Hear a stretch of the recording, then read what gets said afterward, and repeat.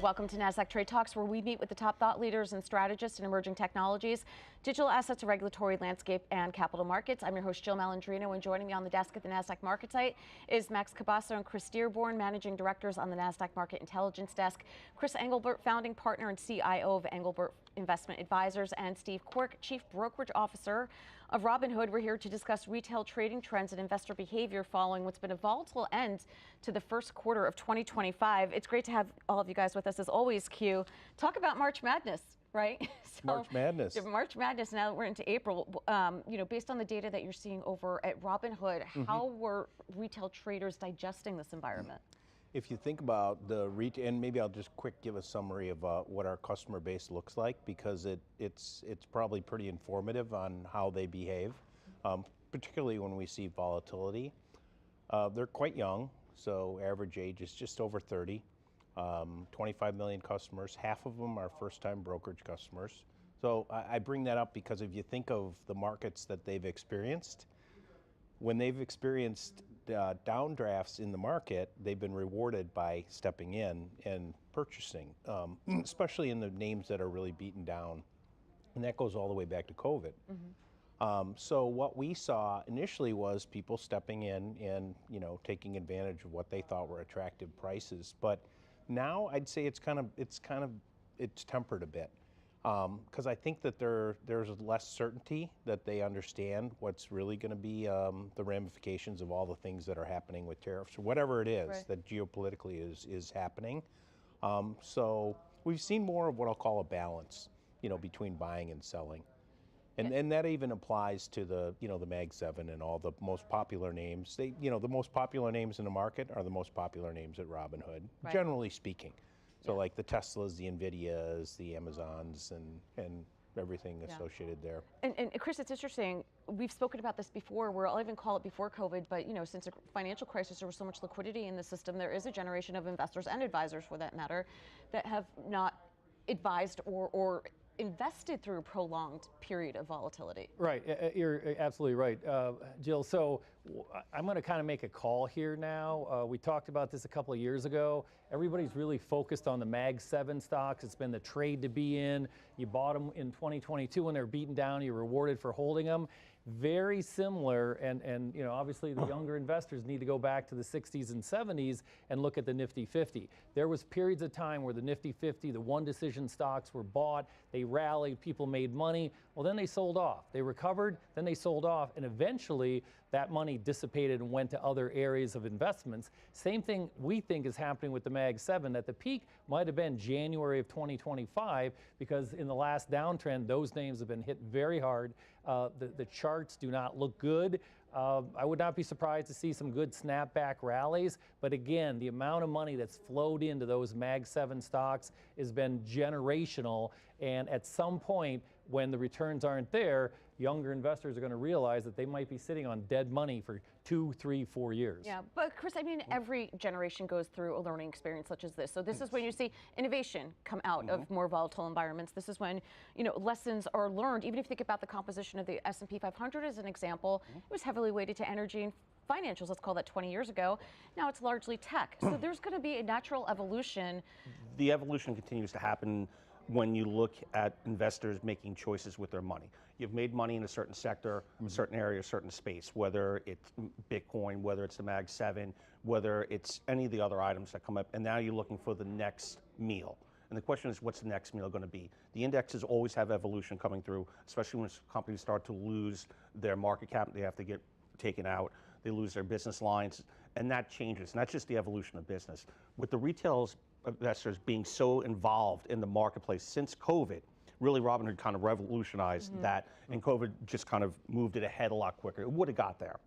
It just moved it ahead very quickly, and which goes to some of the other items we were talking about before too, pulling ahead. And with that, they're not going away because the market is very accessible to them. It's very easy to trade on your phone. And when you look at that, you're looking at what are people talking about today. To Chris's point, the Mag 7 has been everything for 2024 across the board. Even though the other sectors have done very, very well, especially last month, you had 7 of the 11 S&P sectors actually positive for the month. where they're going to put their money. They're still looking for that next trade.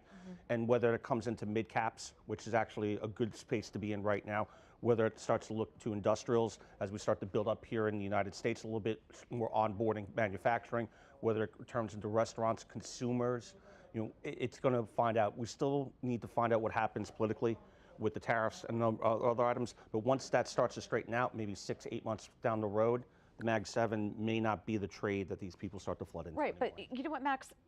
There's always going to be a wall to worry for the market to climb, right? So we had COVID, that accelerated the cloud trend. Then we had, imagine the story with generative AI didn't exist November 2022. That accelerated a lot of trends. So whether it's an acceleration of a trend or you're thinking about other areas or derivative plays off of it, the market is going to continue to function as such. That's what it does. Yeah, of course. And we've talked about it, I feel like now for 2-3 years, whether that's potentially in the small caps that potentially catch a wind here now that some of the money's coming out of the Mag 7. There's always going to be something that catches up. Bonds rallying a bit potentially. There's always something, and given the nature of how quickly the returns have come, there is still, again, we're slightly down now for the year. We're lower for the year, but after the last 2 years, 40% rally in some of these names and some of the indexes. There's still money there. People are still sitting on profits that it's getting rotated. So there will be something, again, small caps potentially that no matter what happens with the tariffs that are not global businesses, they're U.S. focused, they're not going to be impacted. You've seen a lot of names that have been hit on just the broader tariff concerns that really don't have concerns about tariffs, that are U.S. based, that have their customers in the United States. They've kind of just been lumped together. So that narrative potentially will change where we start to get that rotation. And again, large sums of money need to be put to work. Maybe this is the year that those small and mid caps, like we talk about, catch that second wind. You see that, okay, U.S. focused companies that aren't this global, that don't have the global reach, they're the ones that could potentially benefit from this. A lot of those companies. I would also make the point that there is recency bias, right? Oh, yeah. And what we saw over the past couple of years, it's an anomaly to see double-digit returns as high as they were in these indexes. That's why we talk about averages of 7 to 8%. I think it's important for investors, especially newer investors, to recognize that and understand, some market history. Yeah, I think the interesting things that have happened over the last, unfortunately, I've been in this business too long, but the percentage of what's happening from an investing standpoint that is retail has grown pretty dramatically, which is cool. It's very cool. And their influence is cool. It's cool that they have an influence on what's moving and how it's moving. But I would also say, that the same way that we talked about that phone also gives you access to information much quicker than you used to. I'm not waiting for a research report to figure out that I need to take profits on something. I can see it real time, right? And so they become very adept at taking, like to your point, some of these stocks are up 40%. They'll take a chunk of that as soon as they see gains that they think are acceptable, and rotate out of that and move into something that's been depressed, or just park it in 4% cash. I mean, they don't need to be in the marketplace, and so at some point they'll put that back to work. But I just think the retail customer has become very savvy. And they have a good understanding of what works, and they're quick to get out of things that maybe don't work. Yeah, and Chris, you had alluded to this before about platforms like Robinhood who have pioneered this. Think of the tools and the technology that are available today relative to when we all first got on the desk. So different. I mean, does it even compare to what we had on the institutional side? And we were just talking before off camera, trading eighths of a dollar, steenths of a dollar, nickels, pennies, sub-pennies, right? The evolution just continues. So the question is, what's next? But to Max's point before, to shift gears a little bit, we're talking about the small and mid-cap names. There are plenty of companies there that are cash flow positive and growing that are really undervalued, especially with this market sell. This was a baby in the bathwater type of item with the mid-February sell-off on the tariff news. And with the Fed being kind of on the sideline, labor market, teetering a little bit, but not awful. We'll see what happens on Friday with the farm payrolls. But spending is still there, and inflation is still growing, right? So people are still out there putting money to work whether they want to or not. But if you're going to put money to work in the markets, maybe it's not in the mega caps. Maybe it is into the small mid caps that are profitable. Or if you want to take a shot, some of the broader indexes in Encompass, like the Russell, 40% of the companies there are cash flow negative, 60% are positive. You could take a shot there as well. So there's a lot of opportunity there that a lot of people don't didn't even know when we started in the business. But which is funny, speaking of starting the business, I've known him more than half my life. So that's how far back we're going when I'm talking about, I mean, we didn't even have online trading. No, it was on the phone. You had to call down, Right. you had to, cross the line and make the trade. Right, and so it's amazing when you have platforms like Robinhood now, where it's literally like in your hand. We didn't even have these institutional tools on the desk.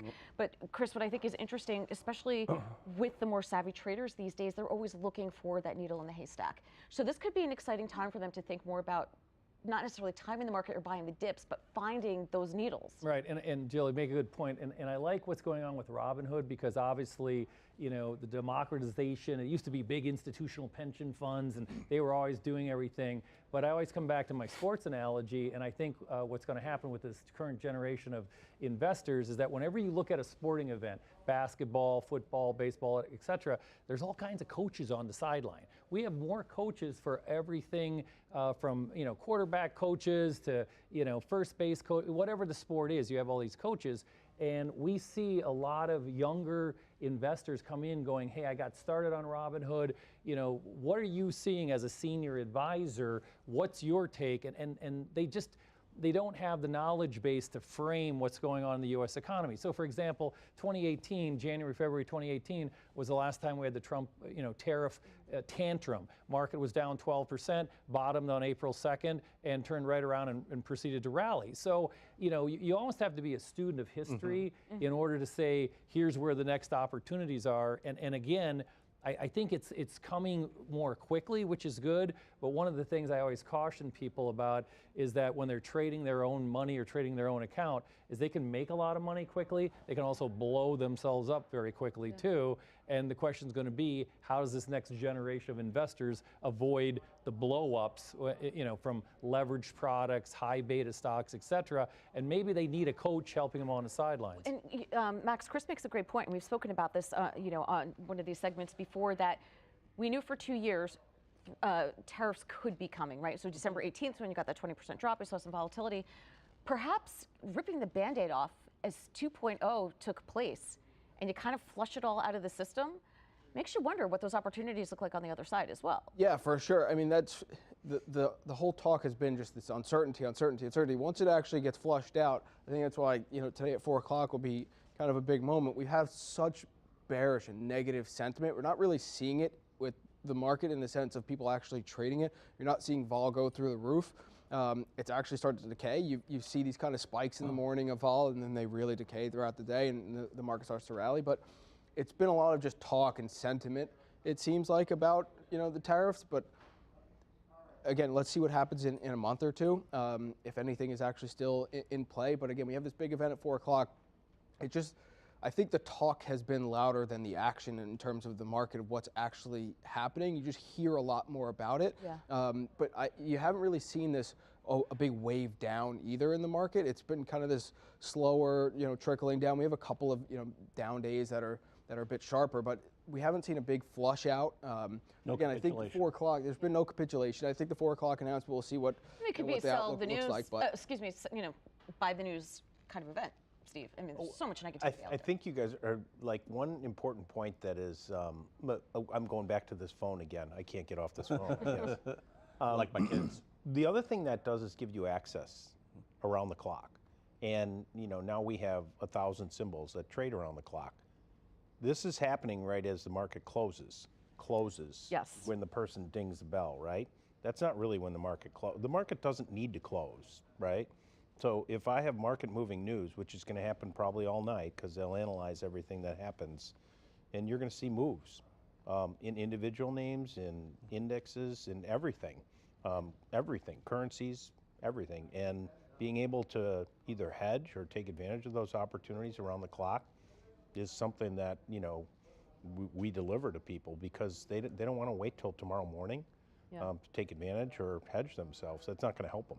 Well, Chris, while we have you here, because it is April from an advisor perspective, AI and taxes, speaking of AI. Yeah, so, obviously AI has been all over the news. How we're going to use it, we don't know how to use it, but interestingly enough, we're getting the use of AI around the edges in unexpected areas. And what I'm really excited about is that we use some software to help our clients analyze when they should take Social Security, what tax rates they're in, et cetera.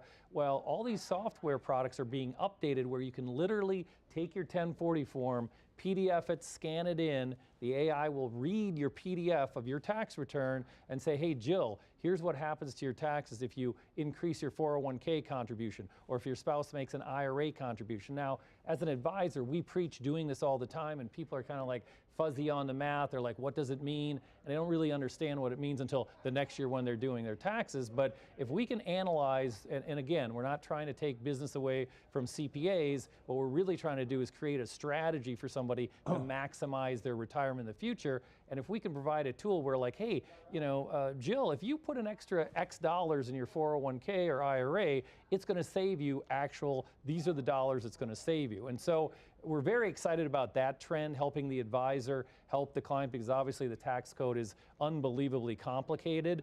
Yeah. And if AI can help us analyze the tax code to save tax dollars, it's a win for everybody. So there's a couple things here. And I remember during COVID, you saying that, Zoom, this new technology, it's been great for me. I could see my clients more. It frees me up to do more. If you have this kind of software and technology, it allows you to do better research, spend more time with your clients, open up more possibilities. So it's interesting to see the older guys in the business, how you've been evolving with the environment as well. I remember you telling me like Zoom has totally changed our practice. Like I'm more accessible, but it's not eating up more of my time. Yeah, exactly. And I think what it's allowing us to do is be that coach to more, I don't want to use the word financial coach, but what's the strategy? What are you trying to do with your money? And people are really looking for that. They're like, okay, I've got this money, and I call it the round numberitis. When people start getting $100,000, $250,000, $500,000 of net worth, they're like, can you help me with this? Because I just had this conversation this morning with a client. He has over $1 million, and we had been getting more defensive throughout, the end of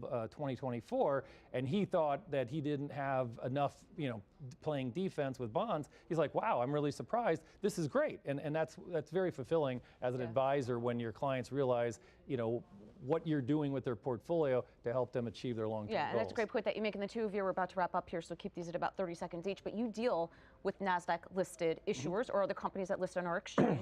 Chris, covering consumer. Anything that you're hearing from the corporate perspective in terms of how they're interpreting the environment? It's mixed, but real quick on that point, we have a lot of conversations, especially post-earnings and then in the downdrafts over the last couple of weeks. One question we continue to get is, who's selling the stock? And I'm like, it's not your shareholders. You're not seeing a churn of the major holders of these companies selling out and capitulating yet, which tells you that the institutional investors think that things are not what they appear on TV. So what does that mean then? If it's not your shareholders, what does that mean? It's directional. It could be retail. It could be macro. It could be hedge. It could be any other items, but it's not your main 20, 30, 40 top holders in the stocks. They're not rotating out. Would you call that the hot money? I mean, yes. Yeah, okay. Yes. Yep. 100%. Yep. Yeah, it seems like it's more trading than investing, where you're seeing the type of brokers that are involved in the trades. It's a lot of program trading, it's a lot of technicals, short term, in and out. You're not seeing a big churn in the actual investor base. It's a lot of, hey, this is an opportunity for a short term trade. It feels like it's a stock picker's market right now. Trade. Technical trades in the short term. So the money's still in the market, which Money's is what still you in the want market. to see. It's not like more money's going to the Volume's sidelines. still there. It's not great all the time, but volume is still pretty good. But to Max's point, we were talking before, that capitulation where longer term shareholders say, you know what, I got to cash out here. It hasn't happened. And that's a big difference. That's telling me that the institutional players, while not adding at these lower prices, are still involved in the market, but just waiting for the market to turn to where they want to be. All right, and we'll leave it on a positive note. Appreciate everyone's insight. Thanks for joining us on Trade Talks. I'm Jill Malandrino, Global Markets Reporter at Nasdaq.